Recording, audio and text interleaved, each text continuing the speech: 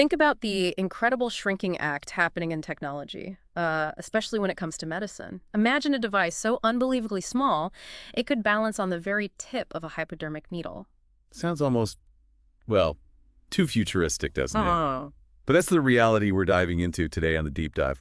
We're going to explore what's being called the world's tiniest pacemaker, a recent marvel developed by scientists at Northwestern University. Exactly. Yeah, we've got some fascinating details emerging from, the news surrounding this breakthrough. This isn't just about making something small for the sake of it. This miniaturization holds significant potential, particularly for, well, some of the most vulnerable patients. Right. Our goal today is to really understand the key features of this tiny device and why it could be such a game changer. Okay, so let's get right to the heart of it, the sheer size. The reports are saying this pacemaker is a mere 1.8 millimeters wide, 3.5 millimeters long, and just 1 millimeter thick. Now, we all have a mental picture of a grain of rice. This is smaller. Yeah, significantly smaller. To have something that minuscule deliver the same electrical impulses as a standard pacemaker, that's a pretty astounding feat of engineering, isn't it? It truly is. It highlights the incredible progress in microengineering and material science. What's particularly remarkable is that despite this drastic reduction in size, the functionality remains. We're talking about the same essential life-saving electrical stimulation, just delivered by a device you could easily lose on your fingertip. It really makes you appreciate the level of precision involved. And this isn't just about bragging rights for building the smallest gadget. There's a very specific and, well, vital reason for this focus on miniaturization, right? This isn't intended for the average adult needing a pacemaker. Precisely. No, while in theory it could function in hearts of any size, the primary and most critical application is for the tiny, fragile hearts of newborn infants born with congenital heart defects. Ah, okay. These little ones often require temporary pacing after surgery, and for them, minimizing any additional burden on their tiny bodies is absolutely paramount. It's sobering to think about. We're talking about literally the smallest patients. The news article we looked at quotes John A. Rogers, a real pioneer in bioelectronics at Northwestern, and he stressed the crucial need for temporary pacemakers in the context of pediatric heart surgeries. Yeah, he's a big name in this field. He also made a really important point about the device load on the body for these newborns. The smaller and less invasive, the significantly better. That's just common sense, really. It is, yeah. Yeah. And we consider the current options for these infants. The innovation becomes even more apparent. Traditional temporary pacemakers require a surgical procedure to implant electrodes directly onto the heart muscle. Right. These electrodes are then connected to external wires, which, as you can imagine, present their own set of risks, especially for such delicate patients. Right. Having wires exiting the body sounds like a potential source of infection and, well, discomfort, to say the least.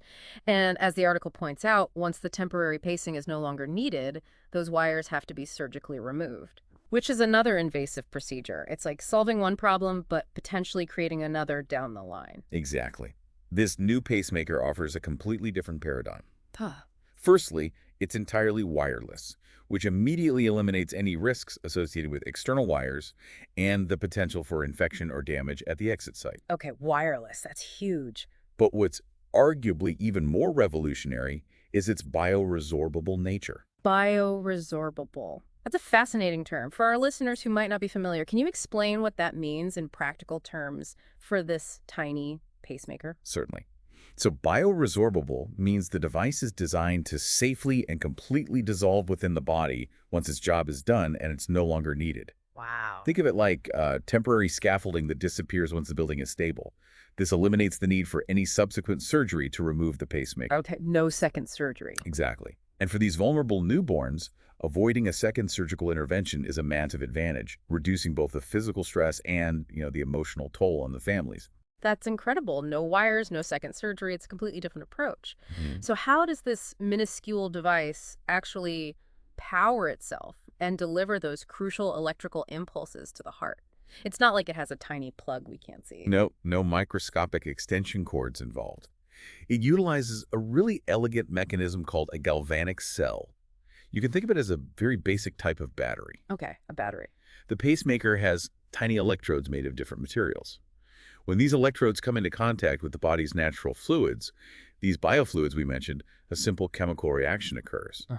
This reaction then generates a small electrical current, and that's precisely what stimulates the heart muscle to beat at the correct rhythm. Mm. So in a way, it's harnessing the body's own internal environment to function. That's remarkably self-contained and ingenious. The article also mentions a soft, flexible patch that's worn on the baby's chest.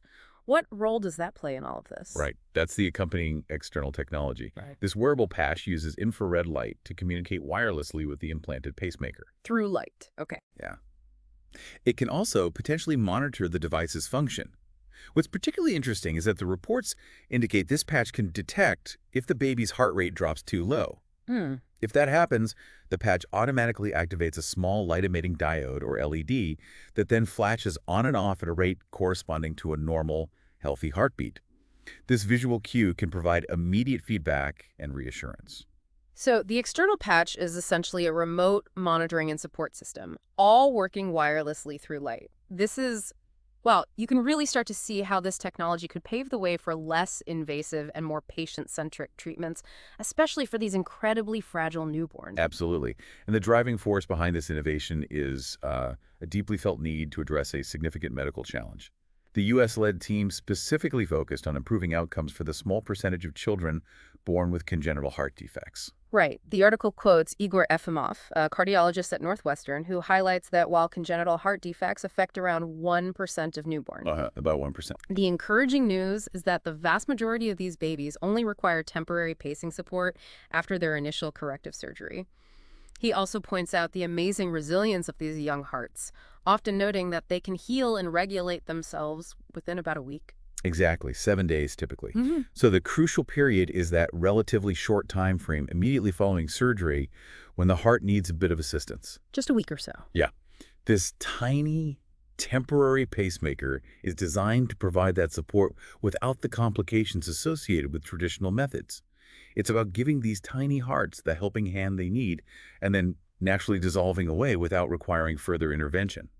It's a really elegant solution to a very specific and pressing problem. So to recap then, we're talking about an unbelievably small pacemaker, specifically designed for the most vulnerable of patients' newborn babies with heart defects. It utilizes groundbreaking wireless and bioresorbable technology, powered by the body's own fluids, all driven by the clear goal of simplifying and significantly improving their medical care. It really does feel like a major step forward. It truly does. It represents a remarkable intersection of, cutting-edge material science, sophisticated bioelectronics, and a profound understanding of the unique physiological needs of these tiny patients. The fact that a U.S.-led team spearheaded this underscores the ongoing commitment to medical innovation aimed at enhancing outcomes, especially for those most in need.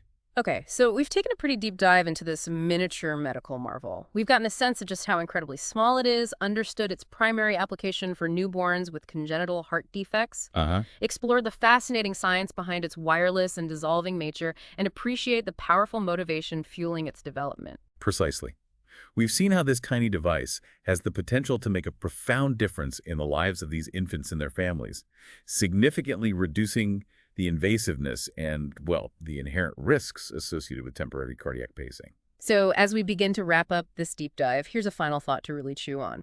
Consider the broader implications of this kind of highly miniaturized, bio-integrated technology extending beyond just pacemakers. Yeah, that's a great point. If we can engineer something this sophisticated to support the heart and have it safely dissolve within the body, what other incredible possibilities might this unlock for the future of medicine? Think about the potential for continuous monitoring, targeted drug delivery, or even the treatment of other conditions in ways we can only begin to imagine. Absolutely. The potential for bioresorbable electronics in general is vast. You could see applications in nerve stimulation, wound healing, all sorts of areas where temporary intervention is needed without leaving hardware behind. It really does leave you wondering what incredible innovations are just around the corner. It certainly does. A fascinating area to watch.